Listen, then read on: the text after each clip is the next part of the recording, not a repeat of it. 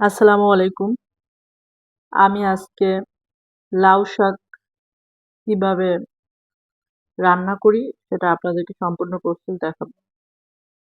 আমি যেহেতু ডায়েট করি, তাই চেষ্টা করি কিভাবে কম তেলে রান্না করা যায়। তো সেটার জন্য আমি একটু ভিন্ন উপায়ে আজকে রান্না করব, যাতে আমার প্রোটিনের চাহিদাও মিটে, সেটার দিকেও নজর দিব।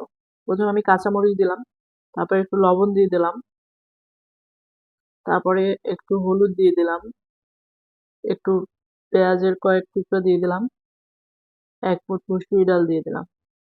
তারপরে শাক এবং আলু কুটে নিয়ে নিয়েছিলাম। সবগুলো একসাথে আমি প্রেসার কুকারে দিয়ে তারপরে ভালো করে এটাকে সিদ্ধ করে নেব প্রাথমিক পর্যায়ে। এখানে আমি কোনো রকম তেল দেব না। তেল ছাড়া এটা আমি সিদ্ধ করে নেব। সিদ্ধ করা আমার প্রায় শেষের দিকে। এখন আমি এটা আগে দেখে নিলাম যে ঠিকমতো সিদ্ধ হয়েছে কিনা। দেখা গেল সিদ্ধ হয়ে গেছে এগুলো ঠিকঠাক মতো। সিদ্ধ হয়ে যাওয়ার পরে এগুলো আমি এখন নামিয়ে নিব। এটা নামিয়ে একটা পাতিলে বা একটা বলে ঢেলে নেব। আমি অলরেডি ঢেলে নিয়েছি সেটা দেখাইনি। কিন্তু এখানে সামান্য পেঁয়াজ আর একটু রসুন কুচি দিয়েছি। রসুন কুচি না বলা যায়, একটু থেঁচা দিয়ে দিয়েছি আরকি। জানি না আপনাদের বাসায় কি বলে? তারপরে এই যে বলে ঢেলে নিয়েছিলাম শাকগুলো।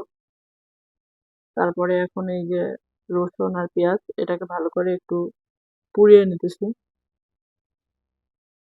একবারেই সামান্য তেল দিচ্ছি। আপনারা দেখতেই পাচ্ছেন তেল খুবই সামান্য।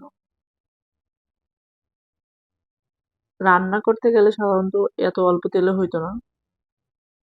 এখন এটা যেভাবে বাগার দিয়ে নিলাম, ডাল, আলু এবং শাক।